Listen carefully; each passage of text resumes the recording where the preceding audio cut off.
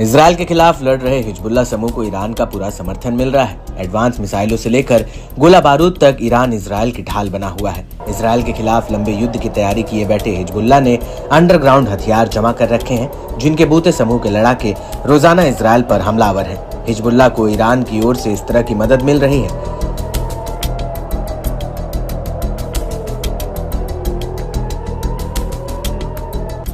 इसकी बानगी एक बार फिर खुले तौर पर देखने को मिली है। ईरान के शीर्ष नेता इजरायली हमले में मारे गए। हिजबुल्लाह के पूर्व चीफ की याद में एक कार्यक्रम में जुटे।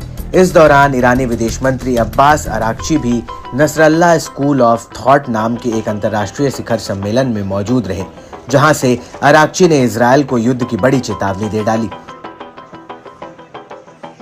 ईरानी विदेश मंत्री ने कहा कि गाजा पट्टी और दक्षिणी लेबनान पर इजरायल के क्रूर हमले के गंभीर नतीजे सिर्फ पश्चिम एशिया तक सीमित नहीं रहेंगे, बल्कि रणनीतिक इलाके से भी कहीं आगे तक फैल सकते हैं। अराक्ची ने कहा कि अपहरण, रंग भेद और बाल हत्या करने वाला इजरायली शासन गाजा और लेबनान में युद्ध विराम की सभी योजनाओं और प्रस्तावों को खारिज कर रहा है। फिलिस्तीन और लेबनान में अपने प्रतिरोधों को आगे बढ़ाता है। अफसोस की बात है कि अंतर्राष्ट्रीय समुदाय इजरायली नरसंहार को रोकने में असमर्थ रहा है।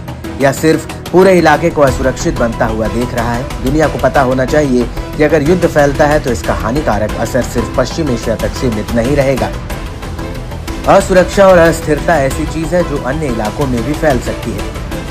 यहाँ तक कि बहुत दूर तक भी गाजा और लेबनान में युद्ध विराम करवाना अंतर्राष्ट्रीय समुदाय की प्राथमिकता होनी चाहिए। उन्होंने जोर देकर कहा कि इस्लामी गणराज्य ने इस संबंध में किसी भी कोशिश में कोई कमी नहीं की है।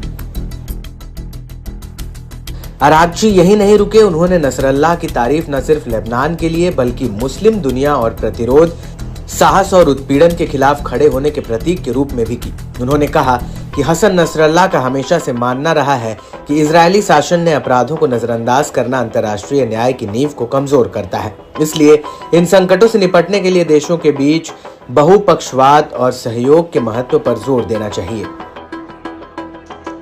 ईरानी विदेश मंत्री ने चिंता जताई कि इजरायल ने लेबनान के खिलाफ एक हाइब्रिड युद्ध शुरू किया है।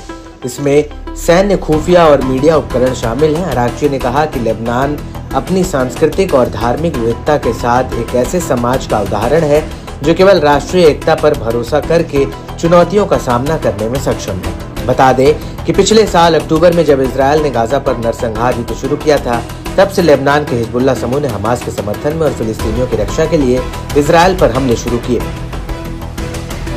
इजरायल के सैन्य हमले ने अब तक 43,000 से अधिक फिलिस्तीनियों, ज्यादातर महिलाओं और बच्चों की जान ले ली, जबकि लेबनान के खिलाफ बढ़ते हमले में 3,000 से अधिक लोग मारे गए हैं। लेबनानी प्रतिरोध ने इजरायल पर अपने हमले जारी रखने की कसम खाई है, जब तक कि इजरायल दक्षिण लेबनान में तनाव और गाजा पर युद्ध जारी रखता है।